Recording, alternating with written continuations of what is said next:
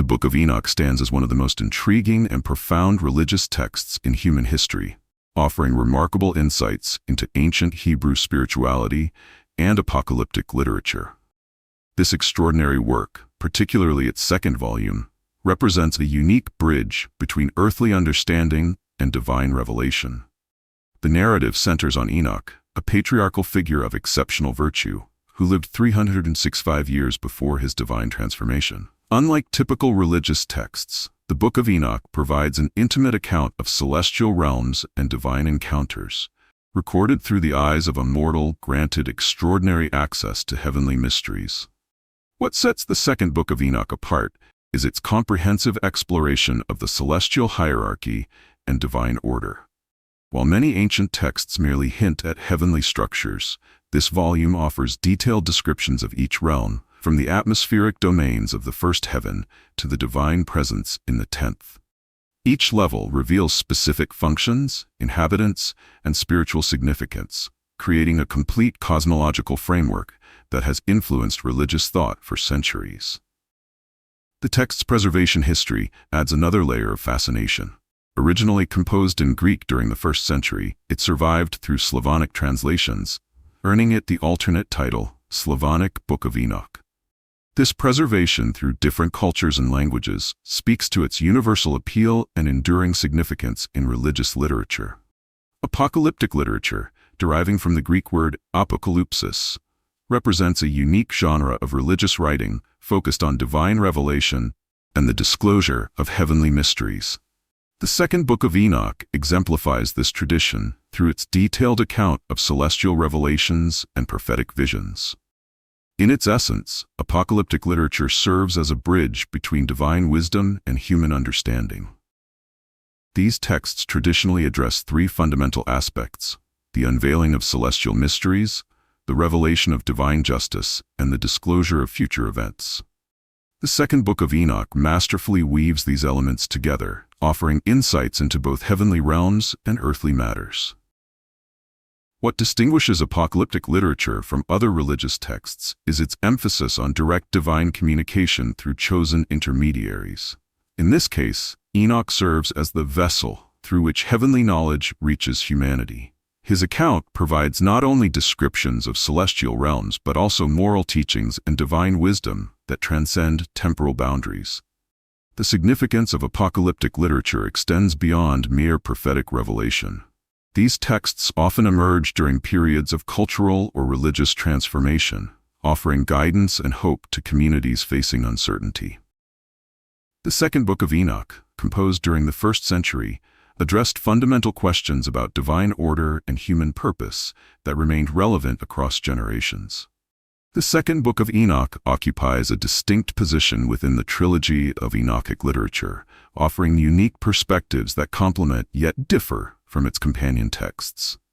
While all three books share the patriarch Enoch as their central figure, each presents a distinct narrative focus and spiritual message. Unlike the First Book of Enoch, which primarily concerns itself with the fallen angels and the Great Flood, the second book delves deeper into the structure of the heavens and divine revelation. This text stands apart through its detailed cosmological descriptions and its emphasis on personal transformation through divine encounter.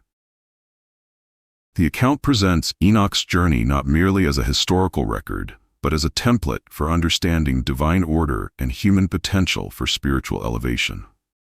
The second book's placement within the trilogy serves as a crucial bridge between the historical narratives of the first book and the mystical traditions found in the third book. It provides essential context for understanding how divine wisdom was transmitted to humanity and how celestial knowledge can transform human understanding. This middle position allows it to build upon the foundational stories while setting the stage for more esoteric teachings. Within religious traditions, the second book has garnered particular attention for its comprehensive description of the 10 heavens and its unique account of Melchizedek's miraculous birth. These elements have influenced theological discussions across various faith traditions and continue to inspire spiritual contemplation.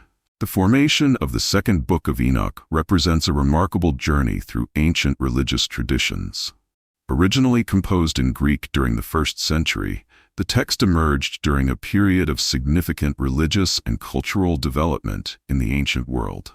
The original manuscript reflected the sophisticated theological understanding of its time, incorporating elements of both Jewish mysticism and emerging spiritual traditions. The preservation and transmission of the text followed an intricate path through various cultures and languages.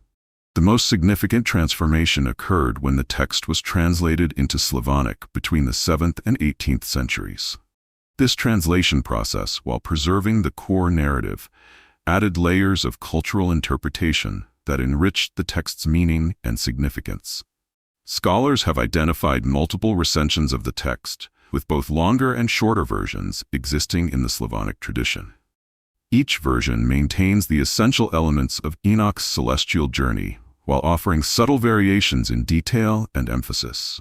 The longer recension provides more elaborate descriptions of the heavenly realms, while the shorter version presents a more concise narrative focused on key spiritual revelations. The development of the text also shows evidence of careful scribal tradition, with successive generations of religious scholars contributing to its preservation and interpretation. Their work ensured that the profound spiritual insights contained within the text remained accessible to future generations. The Second Book of Enoch emerged during a pivotal period in religious history when the Second Temple still stood in Jerusalem. This historical context profoundly influenced the text's development and spiritual perspectives. The temple's continued existence during the text's composition is evidenced by numerous references to temple practices and ceremonies, suggesting intimate knowledge of these sacred traditions. The cultural environment of the 1st century provided a unique backdrop for the text's creation. This era witnessed the intersection of Jewish mystical traditions with broader Mediterranean spiritual thought. The text reflects this cultural confluence, incorporating elements of traditional Hebrew cosmology while presenting them in ways that resonated with wider audiences. The Jewish community of this period faced significant challenges in maintaining their religious identity while engaging with surrounding cultures. The Second Book of Enoch addressed these challenges by reaffirming fundamental spiritual truths while exploring universal themes of divine justice and human transformation. Its message spoke to both the preservation of traditional wisdom and the adaptation to changing times. The text's emphasis on moral instruction and ethical behavior reflected the period's intense focus on religious practice and personal righteousness. Its detailed descriptions of heavenly rewards and punishments spoke to contemporary concerns about divine judgment and human accountability, themes that held particular relevance in an era of religious and political uncertainty. The Second Book of Enoch has significantly influenced various religious communities throughout history, particularly within Jewish and Christian traditions. The Bogomils, a Christian neo-Gnostic sect, extensively utilized the text in their spiritual practices, finding profound meaning in its descriptions of celestial realms and divine encounters. Within Jewish mystical traditions, the text's detailed cosmological descriptions became foundational elements in understanding the structure of heavenly realms. Religious scholars integrated these insights into broader theological discussions about divine order and human spiritual potential. The text's emphasis on moral transformation and ethical behavior resonated deeply with communities focused on spiritual development. The Ethiopian Orthodox Tewahedo Church, while not including the Second Book in its canon, drew inspiration from its teachings, particularly regarding angelology and divine hierarchy. The text's influence extended to monastic communities, where its descriptions of Enoch's transformation informed practices of spiritual contemplation and divine communion. Medieval religious communities found particular value in the text's teachings about divine justice and moral accountability. Monasteries preserved and studied the manuscript, incorporating its wisdom into their theological discussions and spiritual practices. The text's detailed descriptions of heavenly rewards and punishments served as powerful teaching tools for moral instruction. The Second Book of Enoch is structured into 4 distinct sections across its 73 chapters, each serving a specific purpose in conveying divine revelation and spiritual wisdom. The first section, encompassing chapters 1 through 22, chronicles Enoch's extraordinary ascent through the 10 heavens. At the age of 365, Enoch is guided by 2 angels through each celestial realm, witnessing the divine order and hierarchy of creation. This section provides detailed accounts of each heaven's unique characteristics and inhabitants. The second section, spanning chapters 23 through 37, presents the pinnacle of Enoch's spiritual journey. Here he experiences direct encounters with the divine, culminating in his transformation into one of the glorious ones. This section reveals profound secrets about creation, from the temptation of Eve to the Great Flood. The third section, chapters 38 through 68, contains Enoch's ethical and doctrinal instructions to his sons. His teachings emphasize universal love and compassion for all living beings, providing practical guidance for righteous living. The final section, chapters 69 through 75, focuses on the mysterious figure of Melchizedek, presenting his miraculous birth narrative and its connection to divine purpose. The 4 sections of the Second Book of Enoch form an interconnected narrative that progresses from divine revelation to practical application of spiritual wisdom. Each section builds upon the knowledge and insights established in the previous ones, creating a cohesive spiritual teaching. The first section's celestial journey establishes the foundational understanding of divine order, which directly informs the transformative experiences described in the second section. This transformation enables Enoch to receive and comprehend the profound wisdom he later imparts to his sons in the third section. The fourth section, focusing on Melchizedek, serves as a practical demonstration of the divine principles established throughout the previous sections. His miraculous birth and destiny illustrate the intersection between celestial and earthly realms, reinforcing the text's central themes of divine intervention and human spiritual potential. The progression through these sections reflects a deliberate pedagogical approach, moving from cosmic revelation to practical instruction. The structural organization of the Second Book of Enoch serves a profound purpose in conveying its spiritual message. The sequential arrangement of the sections creates a comprehensive path of spiritual understanding, beginning with divine revelation and culminating in practical application. This structure reflects the traditional pattern of spiritual initiation, where knowledge progresses from outer to inner understanding.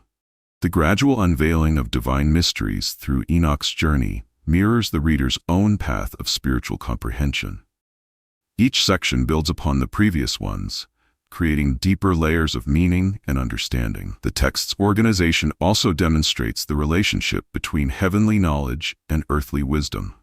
By moving from the narrative surrounding Melchizedek unfolds against the backdrop of a world approaching the Great Flood, during the priestly succession from Methuselah to Ner.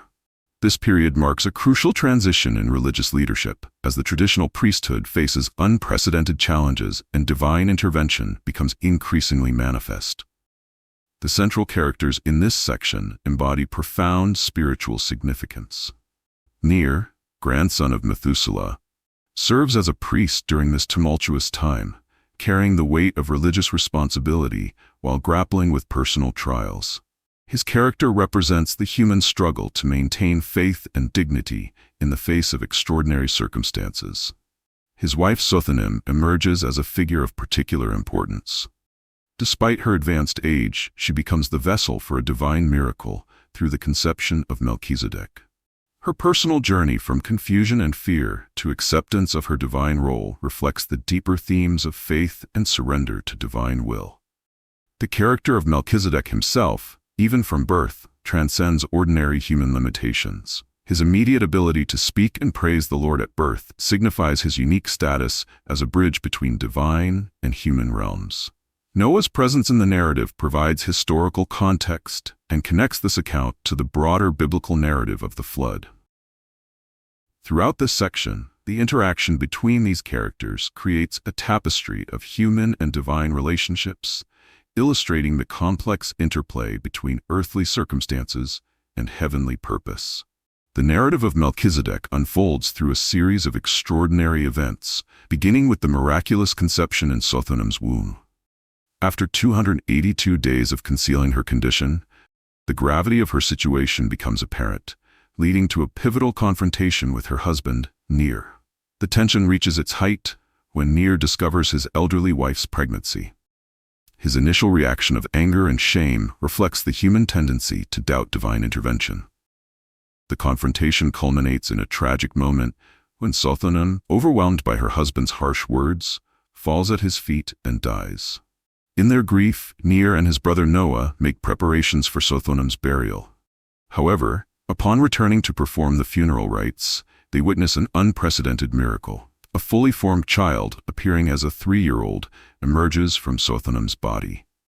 The child's immediate display of divine awareness through his prayers and blessings confirms his supernatural origin. The narrative then shifts to focus on the child's destiny.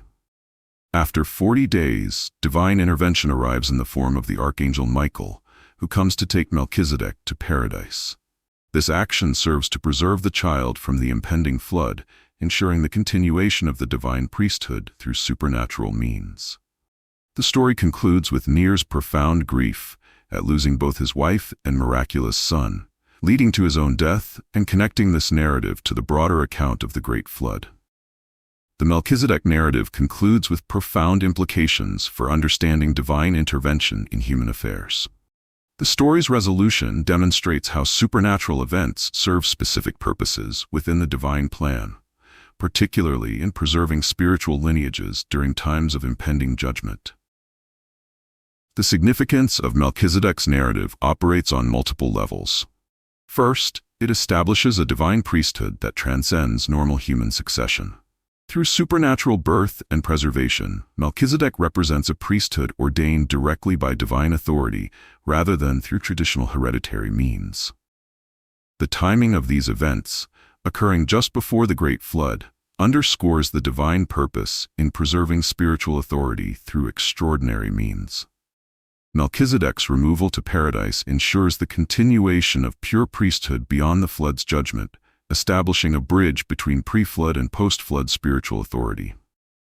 The narrative's conclusion also provides essential context for understanding later religious traditions. The preservation of Melchizedek in paradise creates a foundation for his later appearances in religious texts and traditions, where he emerges as a figure of unique spiritual significance and divine authority.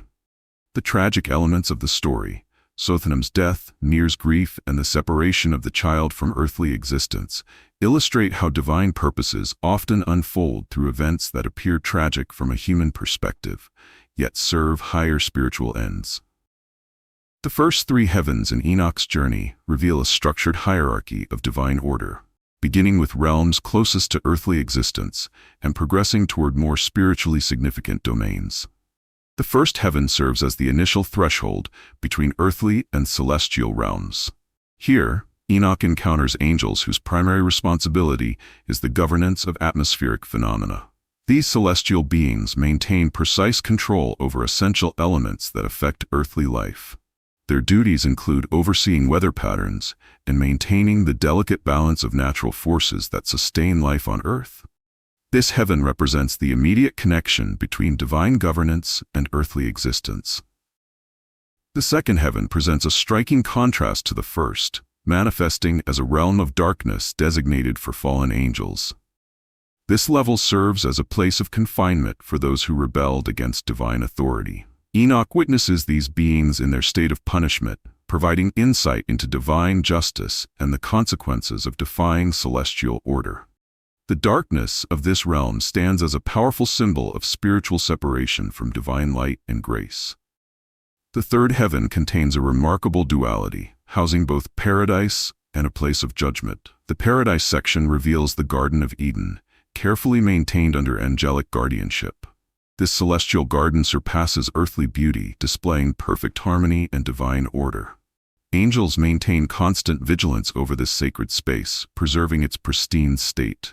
In contrast, the region of judgment within this heaven serves as a place where souls face the consequences of their earthly actions. This dualistic nature of the third heaven illustrates the complete scope of divine justice, encompassing both reward and accountability. The Apostle Paul's account in 2 Corinthians chapter 12 correlates with Enoch's description of the third heaven. particularly regarding the paradise contained therein. This correlation between different religious texts adds significant weight to the authenticity and importance of these celestial revelations. The detailed nature of Enoch's observations in these lower heavens establishes a foundation for understanding the progressively more sublime realms that follow in his journey. The middle heavens represent a transition from earthly concerns to more elevated spiritual realms, each level revealing increasingly profound aspects of divine order and celestial activity. The fourth heaven serves as a realm of celestial harmony, where Enoch encounters the heavenly choir composed of soldier angels. Their voices create transcendent music that echoes throughout the celestial spheres.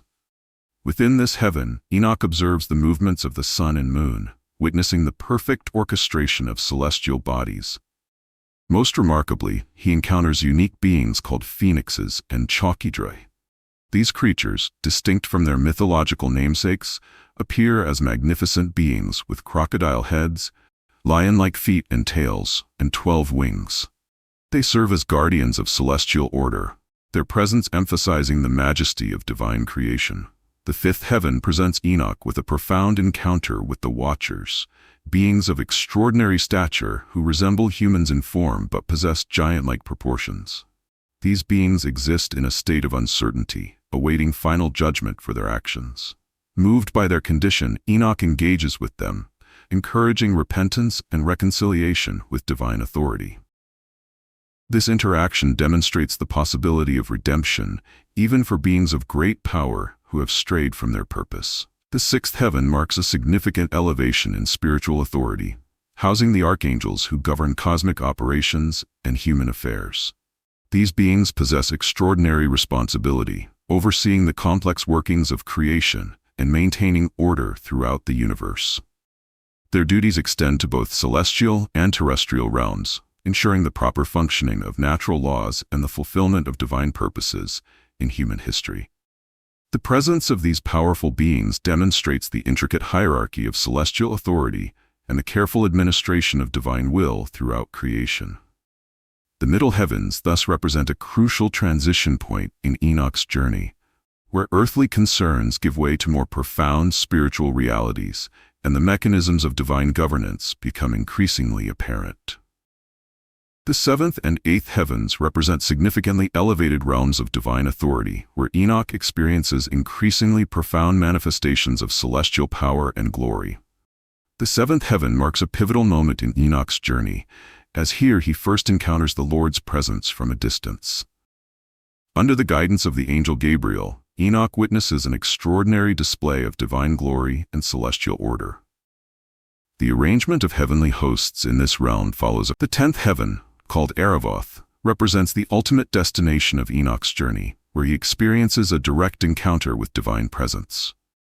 In this highest realm, Enoch witnesses the Lord's face, describing it with profound reverence as having the appearance of glowing iron emanating sparks.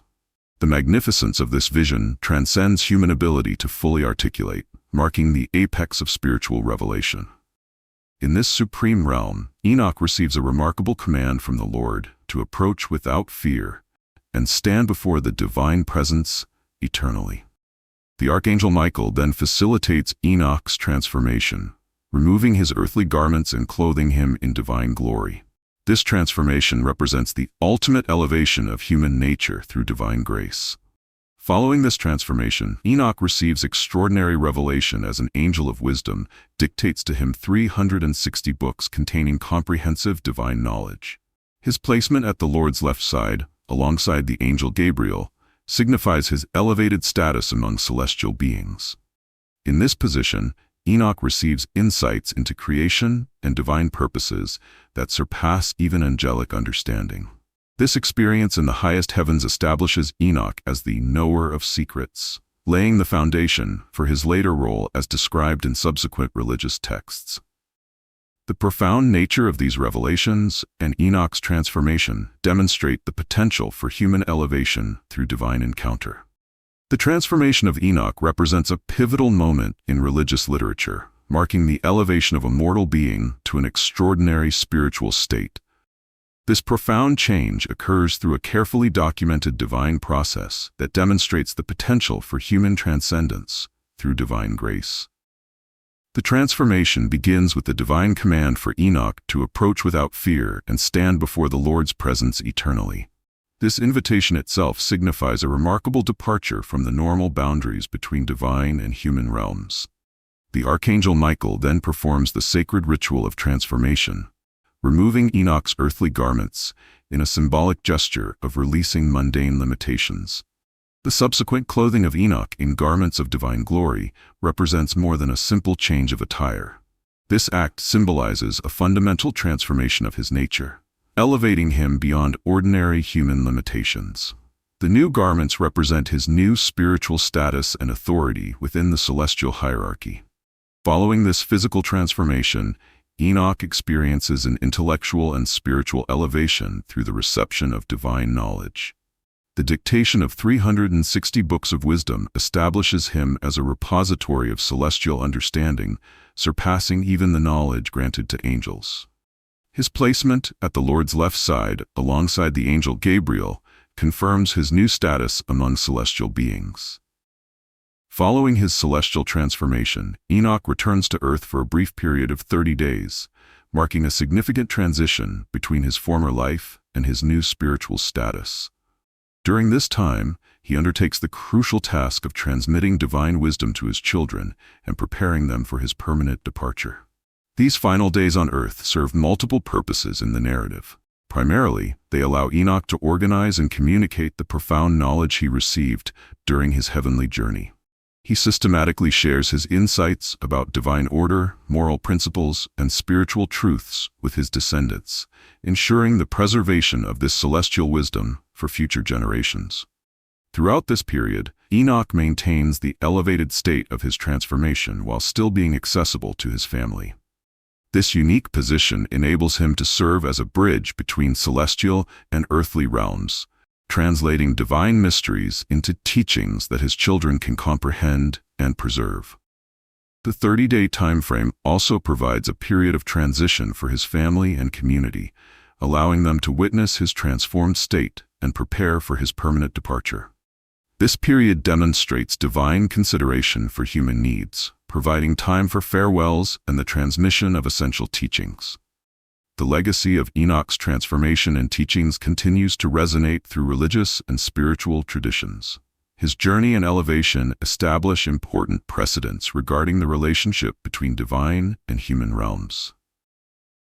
The primary significance of Enoch's legacy lies in the demonstration that divine wisdom can be transmitted to humanity through proper channels. His experience provides a model for understanding how celestial knowledge reaches Earth, establishing patterns that influenced subsequent religious traditions and prophetic literature. Enoch's final ascension marks a permanent change in the relationship between heaven and earth. His transformation from mortal to celestial being creates a lasting connection between these realms, suggesting the potential for human elevation through divine grace. This precedent becomes particularly significant in later religious traditions that explore themes of spiritual transformation and divine encounter. The preservation of his teachings through his descendants ensures the continuation of divine wisdom through generations. The systematic organization and transmission of this knowledge during his final days demonstrates the importance of maintaining and passing on spiritual understanding. His legacy thus extends beyond his personal transformation to establish enduring patterns of spiritual instruction and religious leadership. Enoch's experience also provides a framework for understanding divine order and human potential. His account of the celestial realms and their administration offers insights into divine governance that continue to inform religious thought and practice. Thank you for joining us on this enlightening exploration of the Second Book of Enoch. Your engagement with this content means a great deal to our team. We invite you to share your thoughts and perspectives in the comments below, as your insights enrich our collective understanding of these ancient texts. If you found value in this presentation, please consider subscribing to our channel. Your subscription supports our ongoing efforts to bring you thoughtful analyses of religious and historical texts. Additionally, sharing this video with friends and family helps us build a community of engaged learners interested in exploring these profound spiritual narratives. Your appreciation, expressed through likes and shares, enables us to continue producing high-quality content on similar topics. We look forward to continuing this journey of discovery with you in future presentations.